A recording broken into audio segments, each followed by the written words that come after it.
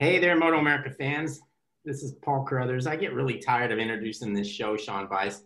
I'm going to make you start doing it more. It's like every time I go, hey, this is Paul Carruthers, That's all communications right. manager for MotoAmerica. This is our off-track podcast with Sean Bice. Hey, Sean, how's it going? And then we talk about the weather. And so let's just go right into the weather. You're freezing. Our guest today is freezing. And I do have a long sleeve shirt on, but Yeah, only it's because rough for I you. grabbed out of the drawer. It's so rough. It's so rough for you. Yeah, we're into this deal where for February, I always say it's like it's the shortest month and it's the longest damn month for where we live, because it seems like, especially here, we don't get a lot of snow, but in February it seems like when we get snow, we get it like every single day, and that has been the case. Even though we're only a few days into February, it's like it's literally snowed every day. It hasn't been warm enough for it to really melt at all. And then we have our guest who's also freezing, but I guess he's only getting rain. So, it's degrees of discomfort for all of us, I guess. Yeah, he's a little whingy today because, we talked to him before we got started, and, he comes from sunny South Africa and it's probably 85 or 90 there. And then he comes to Atlanta and he's whinging about the cold and, wham, I've got a broken leg that's almost better, blah, blah, blah. So let's talk to the little whingy Mathew Scholtz. Hi, Matthew. How are you? I'm doing good. How are you doing, guys? It's always nice to hear your voice, and it's always nice to have you back in the country, because that way we know, like, when we go test and we go race, that you're actually here and not held somewhere else because of visas or COVID or something like that. So it's cool that you're here and on the ground. No, I mean, perfect. Thank you, guys. But I mean, that was one of the reasons that I came back to the country earlier than I should have. I was supposed to be flying out on February 15th, but I think it was a Wednesday or a Thursday. We got news that there was going to be a ban for all South Africans coming in on the Saturday. So on that Wednesday afternoon, organized a flight out of there, and then got to the United States on Friday afternoon, a couple hours before the travel ban. So yeah, made it back just in the nick of time. Yeah, it's weird. I had heard, Matthew, that on the news, is it correct that actually South Africa is having a fairly tough time with COVID-19 right now? Is that right?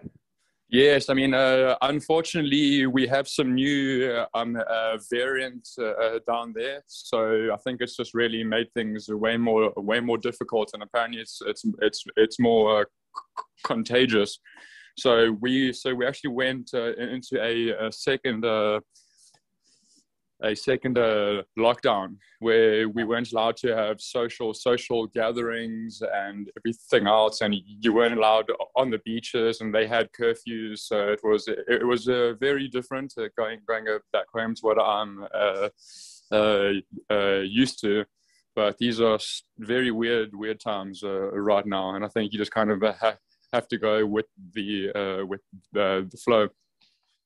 I touched on it briefly, but let's start with the bad part of 2020, and that was obviously you getting injured at Indianapolis Motor Speedway.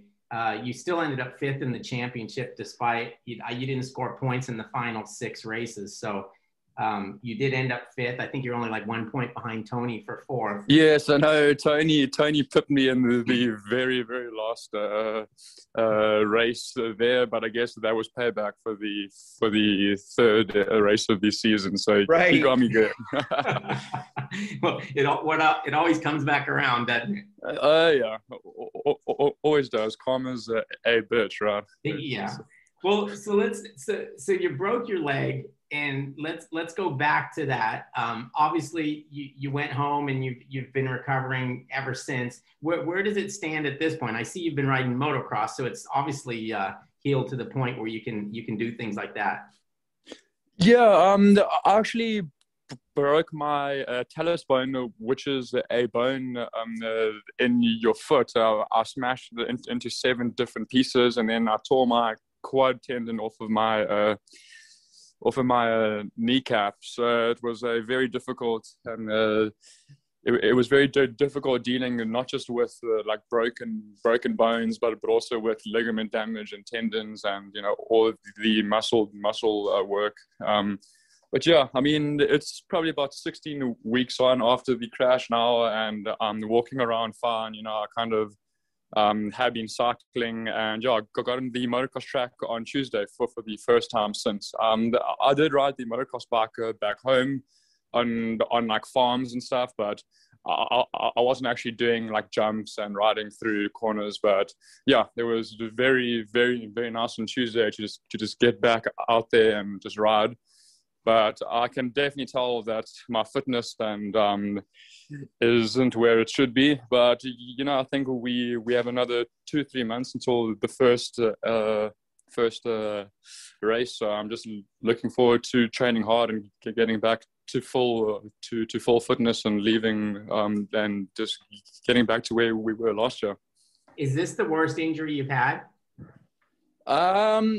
I would say probably. Besides maybe 2010 in the Red Bull Rookies Cup, I nearly lost my foot. Yeah, your foot. Yeah, and it was that same foot. So I mean, I think that my right leg is a little bit busted up. But yeah, I mean, I would probably say that it was one of the worst crashes. And just the whole surprising part about it was the actual crash wasn't that bad. I mean, I was perfectly fine, but it was just very unfortunate that I was hit by Cameron's bike afterwards, and that's what did all of the damage. You know, Matthew, it's ironic that the last time we had you on the podcast was leading into that weekend at Indy. So, you know, we've talked to you, but not on the podcast. That's one of the other reasons we're going back and discussing everything. But regarding that leg, and I thought your rehabilitation was incredibly fast. I mean, when you showed a video of the mobility in your knee, I thought that was going to take a lot longer than that. But, you know, I've learned not to doubt you and your fitness. You're kind of superhuman from that point of view. And, you know, I call you a Power Ranger a lot of times. Do you right now, I mean, do you have full mobility in both your knee and your ankle? Do you feel, does it feel funny to you? I mean, what's the situation right now? You know, I can definitely tell that I don't have the full range of motion back, but for the most part now, I'm able to do body weight squats, and when I went motocross riding, it didn't seem to bother me too much. Just, you know, trying to weight the peg, it kind of hurts my knee slightly, but, you know, I just think that with a little bit more time and training and therapy that it will get back to how it should be soon. You know, because me and the Westby team should be having our first test coming up next weekend. So, you know, I'm really looking forward to getting back onto the superbike and just, you know, feeling everything out and seeing how I am riding at 100% on a full superbike. Wow! So when you throw a leg over that Yamaha YZF-R1 superbike and go around the track, that's going to be the first time you will be on a road racing motorcycle then at that test. Yes, yeah. First time on a superbike since the crash, which I believe was October 10th last year. So it's been quite a while, but I'll look forward to it. It's obviously I've been thinking about riding every single day, and when you're training, you know, you get motivated by thinking about the next time that you're going to be, you know, riding the bike. So it gives you a like purpose per se. But yeah, I mean, I'm just really looking forward to it, and we'll be going to the road Atlanta track, which is one of my favorites. You know, it's basically a like home track for me and the Westby team. So, yeah, that's terrific. One of the things I wanted to ask you now, Cameron Beaubier years ago had a scooter accident, and he, you know, fractured his kneecap, literally that bone, into like 3 pieces. And, you know, different than your injury because you basically separated a ligament attached to your kneecap, as I understand it, or at least the part, you know, your thigh muscle. Yes. Yeah. So Cameron, I remember for a while, he had kind of a funny feeling in it. And obviously you guys get your knees down in the corner, and aside from your ankle, which is already its own issue and turned out to be a lot the worst of the 2 injuries. But just getting that knee down, is there sensitivity? Is it going to feel weird to you, do you think? Do you anticipate anything like that? At this point, I think so, you know, because obviously when you're coming into the corner hard, you kind of want to dig your knee in just to kind of feel where the tarmac is. And if the front starts to push, you kind of push up off your knee on the ground. And, you know, I can feel that when I kind of like bend it a little bit, that it does get sore. But I mean, like what you said, I'm going to have to find out when we actually go and test. But you know, at this point, you kind of just have to push through and just deal with the pain until it gets better. Okay. Other than the fact that you're still a little banged up, and fortunately, I think it's one of those things that probably riding the motorcycle will be easier on you than everyday life. Sometimes it works out that way, you know, and hopefully that's how it is for you. But other than that, I mean, when you look at the coming season, the 2021 Kona Superbike season, I mean, you almost have to be foaming at the mouth, right? I mean, it's like, this is an opportunity here with Cameron Beaubier gone.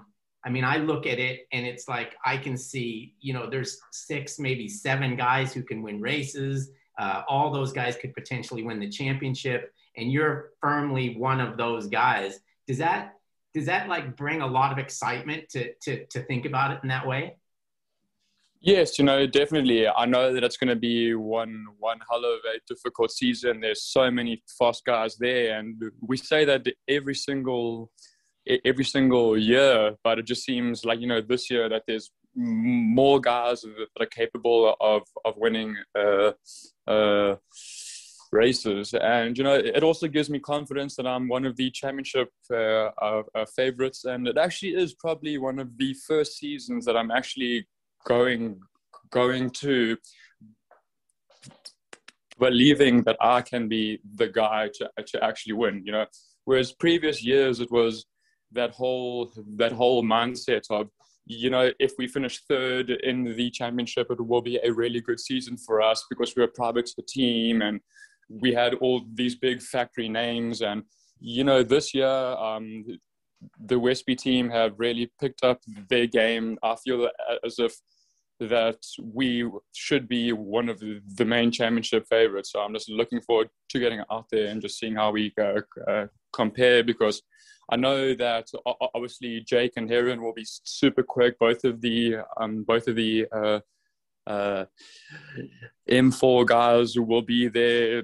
Loris Baz coming over. You know, there's just a ton of guys. I know I'm forgetting a couple now, but I mean, it's going to be a really cool season. Speaking of, you just mentioned Loris Baz, and we're kind of excited to have him in the championship. I think he's going to be a little bit of a measuring stick to how we rank against World Superbike guys, because he's had some success there. From judging from our comments on Instagram, or on his Instagram, both and ours, it seems like you have a relationship with him. You've raced with him before? No. Actually, when I went to the World Supersport Championship in 2012 and 13. He actually was Tom Sykes' teammate on the factory Kawi Superbike team, and I used to actually watch him ride and think like, you know, wow, there's this guy who's the same age as me riding in the factory team, and he was podiuming and, you know, doing really well, you know. So he was somebody that I looked up to, you know, and that I like always followed, because he was one of the guys that I saw that had something and had a very promising career. So, you know, it's obviously going to be an honor racing against him. And, you know, I'm sure that coming to these US tracks, they are slightly different to what the European guys are used to. So I think that might work in our favor. But, you know, it's not like I see him being quicker than what Cameron Beaubier was, you know what I mean? So I think it's going to be one more guy that should be part of the mix up front. Yeah, I agree. I don't think I think he's just going to be one of those guys that slots in with everybody else. And And hopefully, yeah, yeah. I mean, obviously, we're hopeful. You're hopeful that you dominate. We're hopeful that nobody dominates, and he's obviously hopeful that he dominates. But I don't see that there's going to be. It is surprising sometimes that somebody does step up, and whether that could be you or it could be Gagne, it could be anybody. But the fact that we're going into this thing where nobody, it's as equal as it's been in a long, long time. And the Instagram I was making reference to was you taking the piss out of his underwear, which I thought was great. Yeah, I mean, definitely. I just threw the comment out there just to see how he would handle it, and he actually handled it very, very, very well. So that was just some friendly banter between. No, we need that. It's kind of fun. And I've never met him before, but I've been working with him, messaging him back and forth with some stuff that he's wanted. So he seems like a good guy. I think he'll be a good addition. Yeah, I mean, definitely. And I also think that the MotoAmerica paddock is a very friendly scene. Everyone talks, everyone are friends, like it doesn't seem to be like the European paddocks where you kind of just only talk to your team and nobody really likes each other. So I think it will be just one more friendly guy slotting in and making it just a better championship for us, for the teams, for like future viewers and fans. So it's just, I think it's a really like solid move for the championship. Mathew, so we've had a little bit of a change in the series, the schedule this year. Of course, our plan was that we were going to go to COTA to start the season like we had been doing with MotoGP, and then they postponed, and so we're planning to postpone with them. Well, now the situation is that we're starting the season at Atlanta. We're not going to COTA at all because of what everything that's going on. And COTA is a track that everybody seems to think is a Suzuki track, although you won a superbike race there. So I take exception to that with, the Yamaha. The rain definitely helped. I'm not going to say it, dude. I'm not going to say it. You won a race fair and square there on a Yamaha. Yeah. But the fact I'll take it. Yeah, exactly. But the fact that you are, based in Atlanta, that's where you live in America. And, you mentioned that Road Atlanta, you're going to test there, which is terrific. And it's going to be the first round of the season, and it's kind of close to home. And it's, you've got to be pretty happy about starting the season at Road Atlanta locally. And you'll have, all your friends will be there. And obviously the team will have a lot of people there too. You must be pretty happy about starting it at Road Atlanta, I would think, right?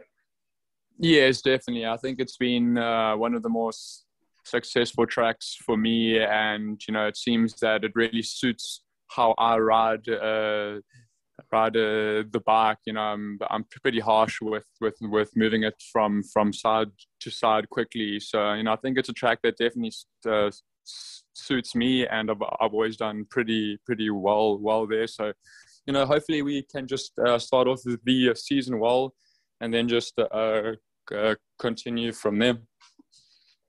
Mathew, I've never asked you this before, but you mentioned Road Atlanta being a favorite track for yours.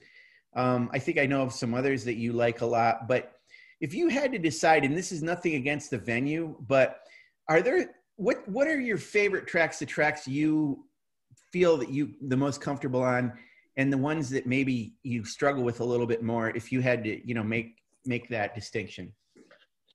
It just seems like all of the tighter, twistier, more technical tracks seem to suit me better.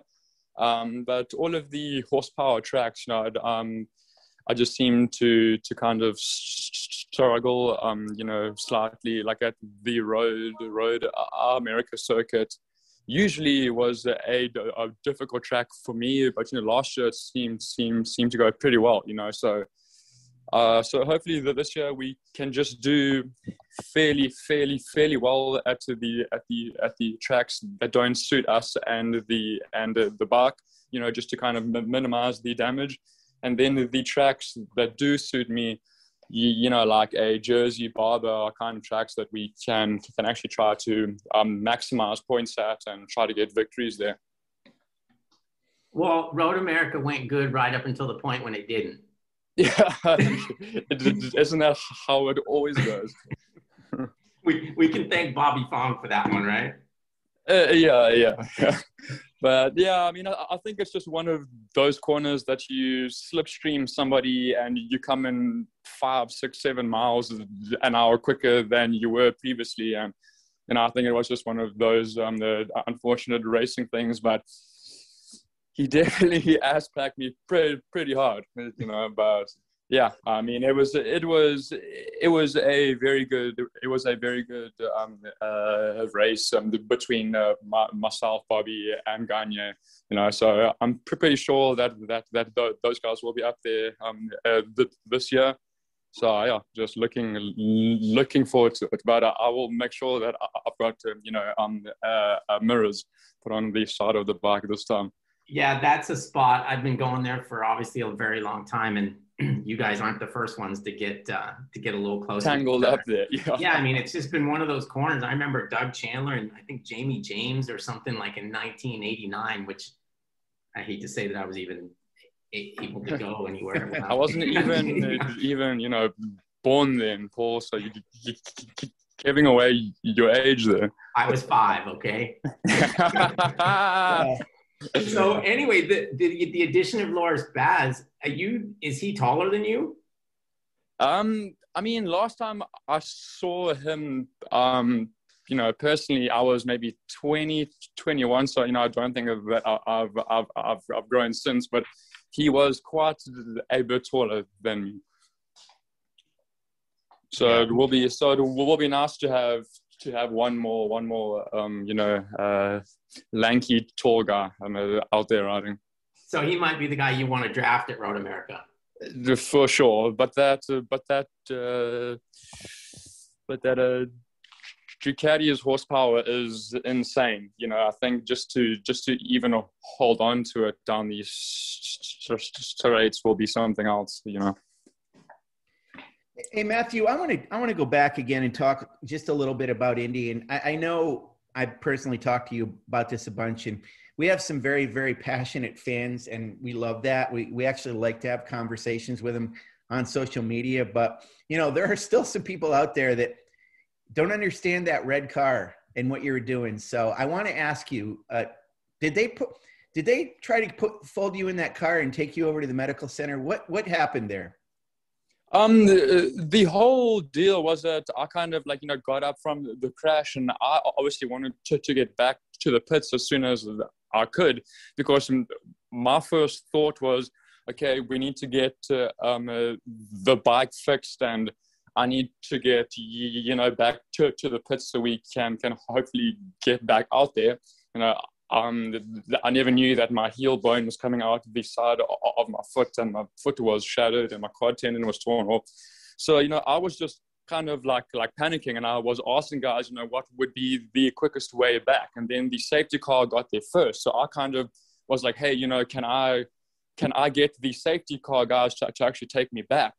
And then they were kind of like, they wouldn't really tell me yes. They wouldn't tell me, that I couldn't do it either. So I kind of took it upon myself to kind of try to sit there and try to gather my thoughts and maybe see if I could fit inside and, realize that I got this massive helmet on. So, there was no forcing of me, into the medical car. It was kind of more just me, just in an absolute panic, trying to get back to the pits, because at that point, I think I was only a single point behind Gagne for a second in the championship. So I was just thinking about that.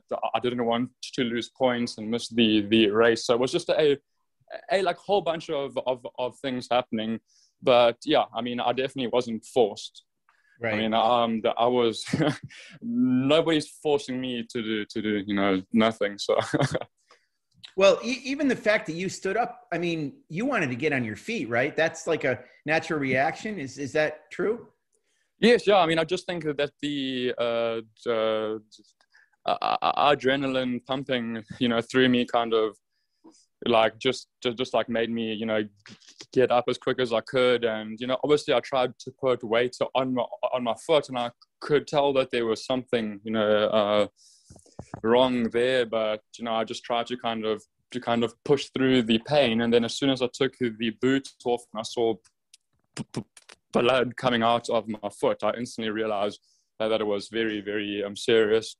But yeah, and then just kind of walked over to the safety car and just kind of sat there waiting for the ambulance to get there, because I obviously realized that the last thing I should be doing is putting weight on my foot. So I just kind of sat on the edge of the safety car. So let's shift over to some fun stuff. I want to ask you about what you did when you were back home in South Africa. I mean, you were there over the holidays, and you had sent us that video of you feeding the elephant, which I thought was really cool and something you don't see in the US. So, thank you again for sending that. But what did you do? Because obviously you didn't, you said you went up to some farms, you were able to ride a little bit, but you were still fairly early in the rehab, or maybe not that early, but certainly earlier than now. Talk about what you did over there. What do you do for fun when you go back home? You've probably got a lot of friends still there. Do you really cut loose and go nuts? I mean, obviously you got to see Kiara. Well, Kiara went with you, and she's back. She hasn't come back over yet. So, talk about life in South Africa a little bit for us.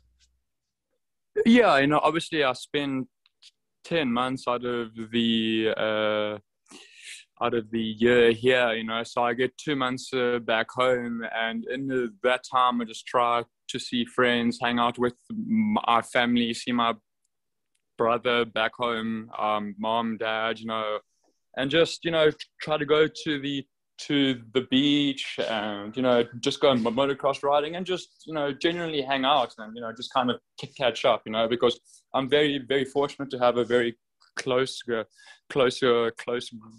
group of friends back home, so it's just nice to kind of go like back home and just hang out. But we play golf and mess around a lot, and go to bars, and just the regular things, I guess, because obviously when I come here, my sole focus is just about training and thinking about the next time that we are going out riding. So it's just kind of nice to just go home and just let loose a little bit. Matthew, you've obviously traveled a lot around the world with Red Bull Rookies Cup, etc., and also around the U.S. with MotoAmerica. There's most of us, a lot of people haven't been to South Africa. What would you compare it to of all the places you've been? Is it, because some people have told me it's kind of like Southern California, except obviously not as deserty, more jungly, but is there any place that strikes you as being that feels like home? I'm from Durban, which is basically a little like surfer city back home. It's on the beach, like by where my parents' house was, so it's pretty similar to California, and it's fairly warm all year round. So I mean, I think California definitely has the similar vibes to the city that I'm from back in South Africa. Matthew, I recently discovered, so Red Bull did a documentary on the American riders that were racing in Red Bull Rookies. And there's a series of videos on YouTube, and I think I sent you a clip of one of them. But the thing that struck me in that is that, so it kind of follows Hayden Gillum and Benny Solis and, Jake Gagne, and you actually play a pretty big part in those videos, because you're kind of always with those guys. And it cracks me up because you seem to be such good friends with all the American riders, because it seemed the video series focused on them and you were with them a lot. So did you gravitate towards those riders any more than you did some of the other riders in that series when you raced back then? I think that the language barrier definitely contributed to something there, because we were obviously really young kids. So I think lots of the Spanish and French kids couldn't really talk English that well at that point. but also, I just think that the American way of life was pretty similar to what I had, back home. So, it kind of just seemed that we always had pretty similar, personalities, and, Hayden and Benny and Jake, they're all, awesome dudes, so it just seemed that we always hang out, together, and then myself and Jake lived in Spain together after the Red Bull Rookies Cup when we rode for the same Moto 2 team, so I've always been pretty good friends, with those guys. So it was pretty nice to come back to the USA from after not seeing them from 2010 all the way to 2016. So fortunately for me, when I came to the paddock here, I pretty much had a like bunch of friends. So I really seem to fit in well here. And people have been very very welcoming to me as a foreigner, so I couldn't be happier with all the guys here that are part of these series. Everyone, is really, really, really cool here. And I think that yeah, so I'm just very fortunate to be able to make friends.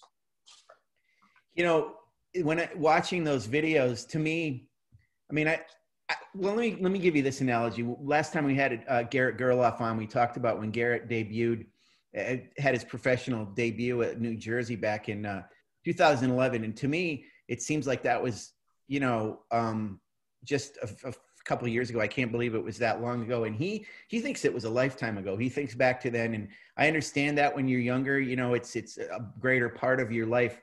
When you look back or think back to when you were racing Red Bull, does it seem like it was a long time ago to you? It's weird because there are times when I feel like it was so long back, but then there's also times when, I feel like, wow, it felt like I was riding the 1 to 5, last week, so, but yeah, I was in the Red Bull Rookies Cup from 2008 until 2010, and those were 3 years that I will, never forget.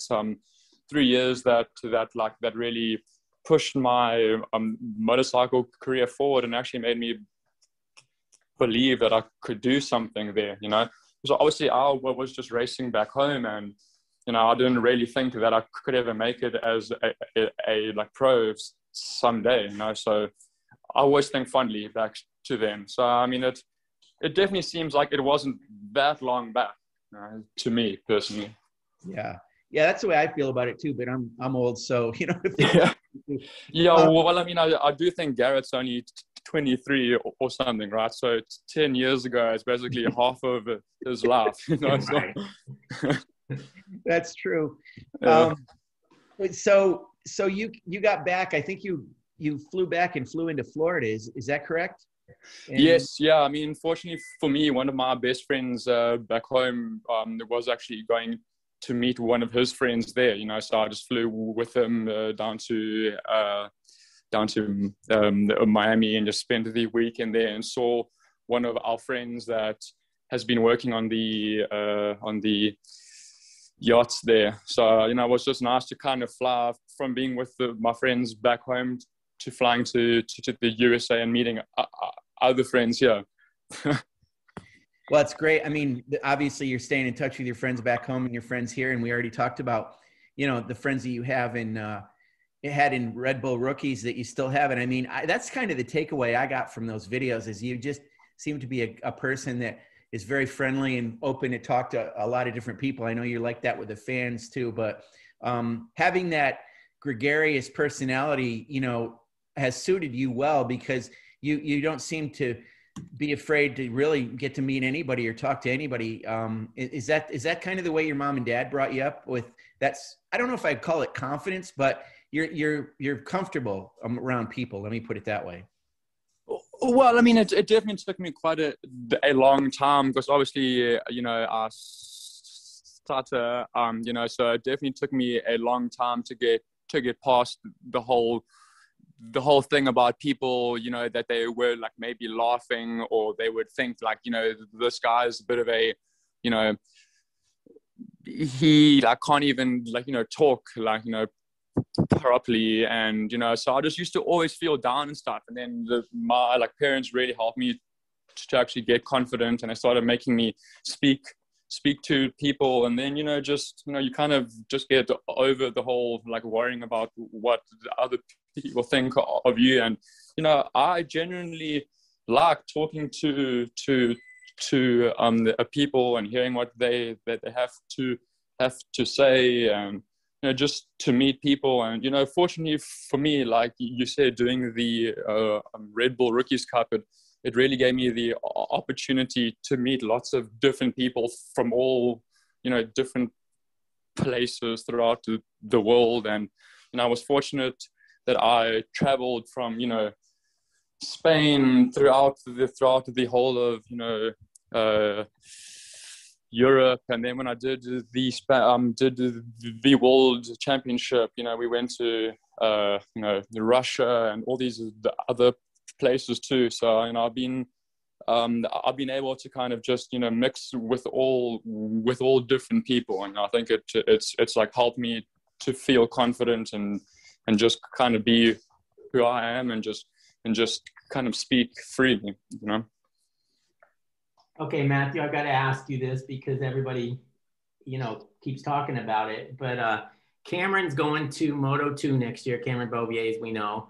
He's obviously had an incredible MotoAmerica Superbike career. You've raced with him a lot. You've seen his talents. You've seen his demeanor. You know him really well. How do you think he's going to do in the Moto2 World Championship?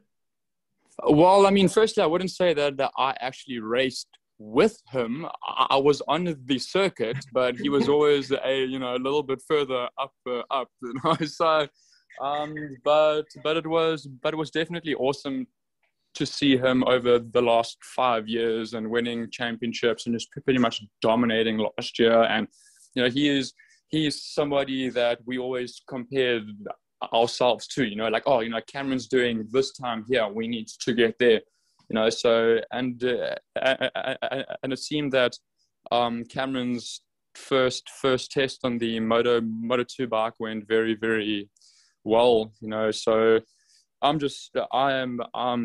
really, you know, rooting for him and hoping that he does, you know, well, you know, and I'm sure that he will. You know, he's always been a fantastic rider, and I'm pretty sure that he's going to make the country proud. All right. Well, that's a good spot to end our conversation. Matthew, it's nice that you're back in the country. I'm glad your leg's doing well, and it'll be nice for you to get on the bike next week. As you said, there's nothing quite like riding the bike to see where you're at. So hopefully it turns out well for you, and you can continue your work. We'll get down to Dakota for our test and then get the season rolling at Road Atlanta. So stay safe in the meantime, and do your thing. And again, thanks for joining us. I know Sean's got something to say here in closing, but it was nice having you again. No, guys, thank you for having me. And yeah, I mean, like what you said, I'm just really looking forward to the test next week.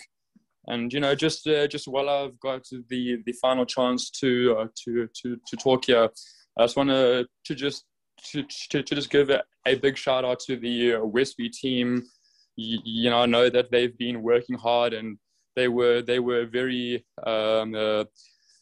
supportive when I was hurt, and they always checked in and, you know, tried to offer to help me, you know, and those guys are like family. So I just want to say a big thank you to them. That's great, Matthew. Yeah, and you were great to have on as always. I mean, when we get you on, we feel like we can talk to you forever. So we have to force ourselves to cut you off because we know you got other things to do. So yeah, I mean, yeah, it might take me longer to say what I want to, but yeah, guys, thank you for hanging in and letting me be a part of it. You're a bonus. You're a bonus. saying it all. You speak better than Sean and me. Yeah, you do. Yeah, you. Plus, you got that awesome accent that the chicks dig. So Yeah. And speaking of chicks digging accents, listen, this is going to be a little poignant for you, Mathew, because your lovely fiance Kiara is home in South Africa, and my wife now. Yeah. Wait a minute. Yeah, we got married. Over there? Yeah. Unfortunately, the government banned social gatherings, so we weren't able to have the proper wedding that we wanted to, but we went down to the Catholic Church and we got married, so I'm very, very happy. She is the most special lady ever. I love her with all my heart, and I'm just really looking forward for her to get back here. Unfortunately, with the shutting down and the lockdown back home, we weren't able to actually change visas. So, I kind of just have to wait. But yeah, I mean, I'm a married man now. The left hand is weighing me down. Breaking news. I had no idea. I was sitting here. Well, it's even worse that your wife is in South Africa and not just your fiance. I mean, that's a shame that she's not here, but way to get it done, Mathew. So yeah, shout out to all the female fans that really gravitated towards Mathew. He's taken now. So, but hey, from both Paul and I, Paul, I'm sure you want to say congratulations to him too here. I don't want to. No, you did a good job because she is much better looking than you. Paul, I am punching so far above my weight. It's a crime. Yeah. But I mean, don't you think that most of the superbike riders are all doing a little bit better than what they should be doing? I think, chicks just dig the motorcycle riders. It's just something there, right? Yeah, you might not have done as well if you worked at Walmart. No, I wouldn't think so. No. So good. So hey, let me make this segue. So we're talking about love connections here, and here's a love connection for you fans out there. We talked about it a little bit last week with Jake Lewis, but we have a Valentine's Day sale going on right now, and it's you go onto our website and you can save up to 40% when you use the code MotoVDay, and it's to tickets at Atlanta, Virginia International Raceway, Laguna, Pit Race, New Jersey, and Barber. I mentioned Atlanta, Michelin Raceway Road, Atlanta, the first track we go to. Matthew's one of Matthew's favorite tracks. So you can get tickets there, and like I said, 40% off. So there's no better gift to give for anybody, whether it's your boyfriend, girlfriend, husband, wife. Make sure you get that done because it's way better than chocolate, which just makes you fat, and flowers that just go to hell in about one day, 1 or 2 days. So, but you can have memories that last a lifetime by going to our races and getting to meet the riders like Mathew, who, as he said, will definitely have a conversation with you. Unlike some of these guys in stick and ball sports, Mathew will talk to you about anything you want to talk about as long as he's not on the track or having to go to the track to do some fast laps. So again, go to motoamerica.com/tickets, use the code MotoVDay, and absolutely get your tickets at 40% off. And the sale ends February 14th, by the way. So get that done quickly, and you'll get to see Hono Superbike riders and the rest of our paddock and the great stars like Mathew Scholtz. Again, thanks, Mathew, for being on. Thank you, guys. He's pretty good at that crap, huh? He'll do.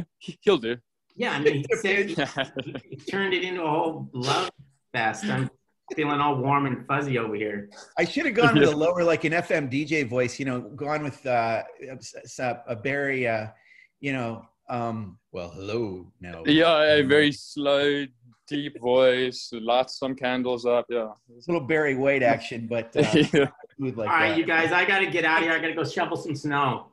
Yeah, I'm sure. Yeah, Paul, talk shit. See you guys. Bye, guys. Cheers, boys. Bye-bye. Bye.